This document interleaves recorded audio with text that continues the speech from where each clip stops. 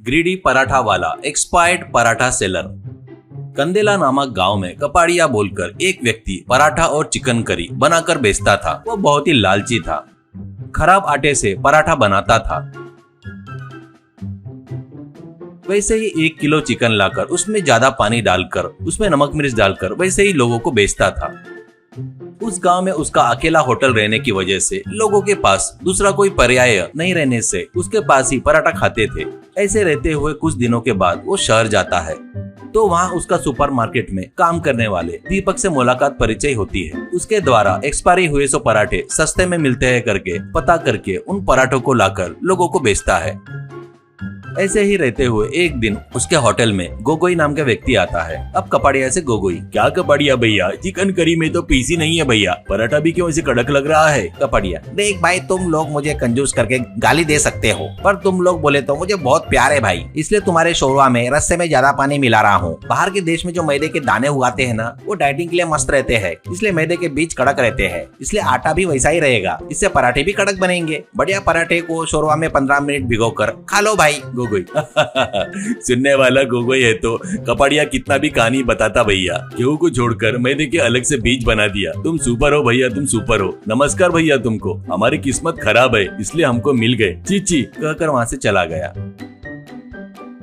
ऐसे कुछ दिनों के बाद दीपक और कपाड़िया भी बार में पीते हुए अच्छे दोस्त बन जाते हैं। ऐसे ही रहते हुए कुछ दिनों के बाद कपाड़िया के पास उस गांव का प्रेसिडेंट पटवारी आता है। अब कपाड़िया से पटवारी, ए कपाड़िया, अर्जेंट से ₹1,00,000 चाहिए रे, थोड़ा अर्जेंट है रे, एडजस्ट करके 4 दिन में वापस कर दूंगा रे। कपाड़िया, तूने पैसे मांगा मतलब कुछ हुआ है क्या? है वो बताए बगैर मैं नहीं दूंगा, ऊपर से अपने ब्याज के बारे में पता है ना। पटवारी, सब पता है रे बाबा, पहले पैसे दे दे रे, ऊपर से बाढ़ आकर बाजू का गाँव पूरा डूब गया, वहाँ के बेचारे लोग को देना है रे, कहता है। इससे कपाड़िया अंदर जाकर पैसे लाकर पटवारी को देता है। वो लेकर प्रेसिडेंट वहाँ से चला जाता है। अब कपाड़िया मन में, अरे वाह, अभी ये प्रेसिडेंट पैसा लेकर गया, लोग बढ़िया बाढ़ में बहकर जा रहे हैं, अब उनके पास फुल पैसा रहता होगा, इसका फायदा उठाकर पराठा ज्यादा रेट में बेचे तो पैसा ही पैसा, पैसा ही पैसा करके सोचता है। बाद में कपाड़िया दीपक के पास जाता है। वहाँ पर पूरे खराब हुए सो पैकेट को अपने असिस्टेंट बिरजू के साथ मिलकर लेता है। बाद में अपने होटल में पराठे फटाफट सेक कर चिकन ग्रेवी डालकर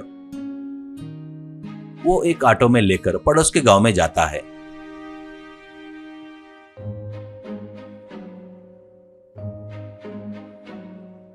वहां पर लोग पानी में तैरते हुए किनारे पर आ रहे थे।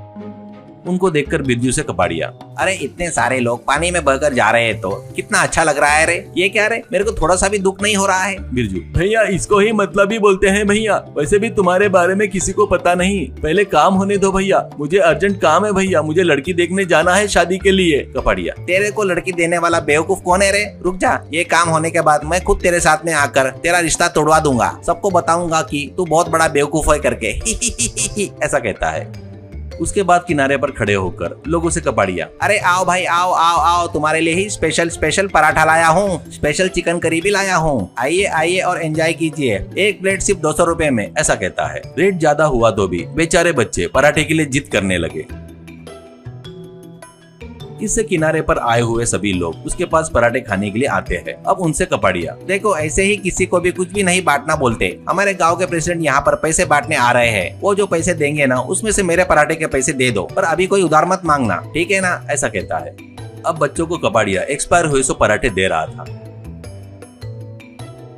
वो देखकर बिरजू, भैया भैया, सुपरमार्केट से दीपक ने फोन किया है भैया, अभी ही एक्सपायर हुए सो पराठे 100 प्लेट आए हैं बोलते, इनसे मिलकर टोटल 200 प्लेट हो गए भैया, इनको कैसे भी ये बस नहीं होंगे, मैं जाकर वो लेकर सेक कर लाऊं क्या भैया, एक्सपायर हो गए ना भैया। ऐसा कहता है। तो गाँव का एक आदमी, क्या रे, हमारे घर डूबकर हम दुखी है तो हमारे बच्चों को खराब हुई से पराठे देता क्या, कमीने, तू इंसान है क्या जानवर है, करके उसको पकड़कर उसकी जमकर धुलाई करके पानी में गिराकर चले गए।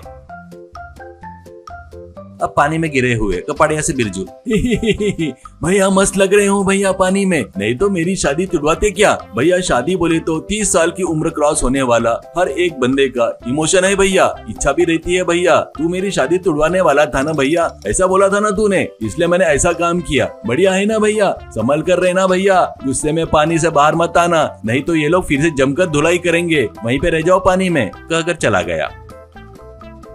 कपाड़िया बाहर निकलूंगा तो लोग फिर से मारेंगे करके डरकर पानी में ही रह जाता है।